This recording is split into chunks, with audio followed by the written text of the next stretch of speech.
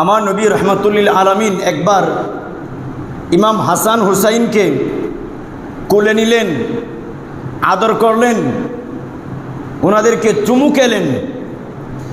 চুমু খাওয়ার পরেই শেষ নয়, ওনাদের শরীর থেকে ঘ্রাণ নিচ্ছেন।